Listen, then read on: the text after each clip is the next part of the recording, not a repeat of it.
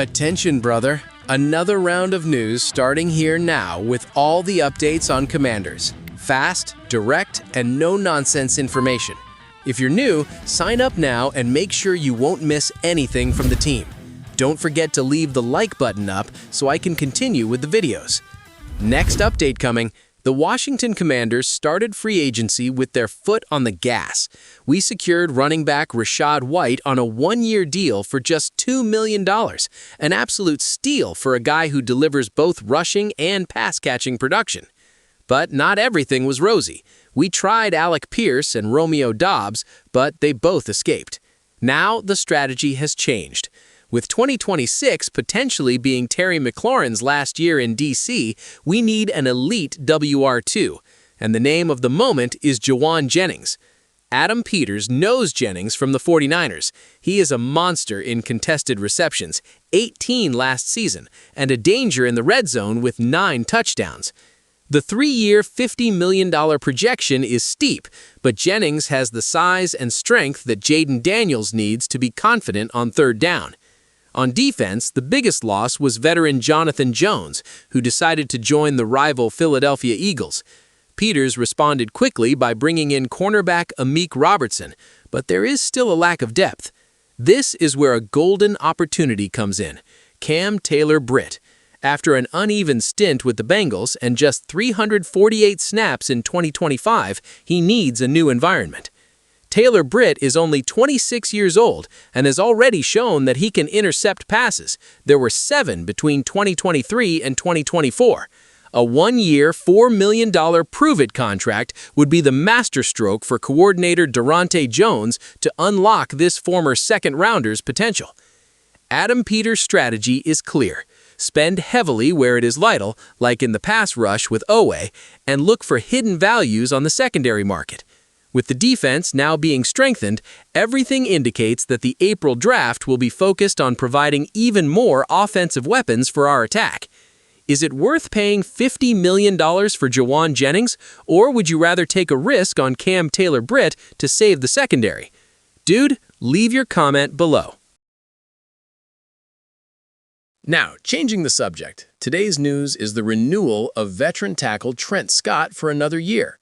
Scott's been in Washington for 3 seasons now, and while he's not a blue-chip name, he's what we call a worker. Last year, he held his own in 8 games, starting 3 when injuries took hold. Scott's trajectory is the definition of resilience in the NFL. He left Grambling State undrafted and made his way to the Chargers by replacing Pro Bowler Russell Okung. He played for the Panthers and Steelers before becoming this reliable piece here in D.C. Bringing him back ensures that if Laremy Tunsil or Josh Connerly need a rest, we won't have a cone protecting Jayden Daniels. Let's look at the depth chart, hierarchy, that Adam Peters is putting together. We have Laremy Tunsil as the pillar on the left and young Josh Connerly on the right. This is one of the best tackling duos in the league on paper. The talented Brandon Coleman, who covered Tunsil at the end of last year, could be moved to right guard if Chris Paul doesn't renew. This opens up space for Scott to compete for the immediate reserve spot, swing tackle. Avoid the disaster of 2025. Last year, the lack of depth was costly, and Jayden caught more than he should have. Peters learned his lesson. Renewing Scott now allows the team to enter training camp with veterans who already know the system. In the modern NFL, you don't just need 5 starters. You need at least 8 or 9 outfield players ready to take the field at any time. Scott knows the locker room, he knows the scheme, and he won't be scared if he needs to get into a divisional game against the Cowboys in the 4th quarter. It's the famous insurance contract that every team that wants to reach the playoffs needs to have. With the defense already in place, with Odafe Oweh and Leo Chenal, the total focus now is to protect our quarterback. Do you think Trent Scott is the ideal backup, or should Washington still look for another big name for the offensive line in the draft? I believe that you can never have too much depth. Comment your honest opinion below. Now to close with today's updates. Tight end Chig Okonkwo, ex-Titans. At 26 years old, Chig fits perfectly into the cast's rejuvenation policy.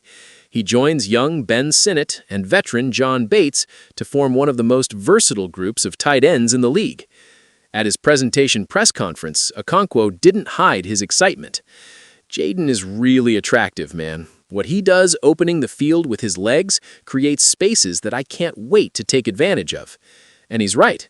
Jayden attracts the marking to the box, which leaves the middle of the field open for guys with Chig speed.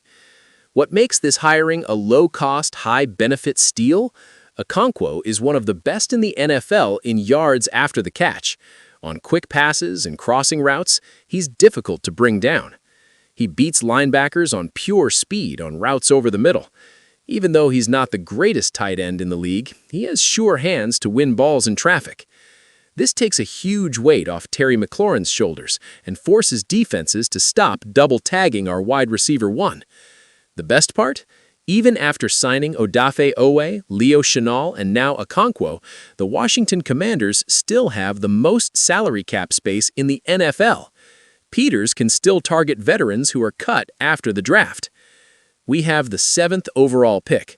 We could draft an elite wide receiver like Carnell Tate, or use that capital for a bombshell trade. The message to the other 31 teams is clear. Washington is raising the bar, and we have the money and choices to continue evolving. My take, guys, Chig Okonkwo is the kind of player who turns a good offense into an unstoppable offense in real-life Madden. His chemistry with Jayden Daniels in the preseason is going to be the coolest thing to watch. And you? Do you think Chig will have more yards than Zach Ertz had last year? I bet so. Comment there, brother. Next, Commanders, thank you for listening. Did you like the video? Leave a like, subscribe to the channel. It's very important that we're together. Thanks for everything, and let's go Commanders!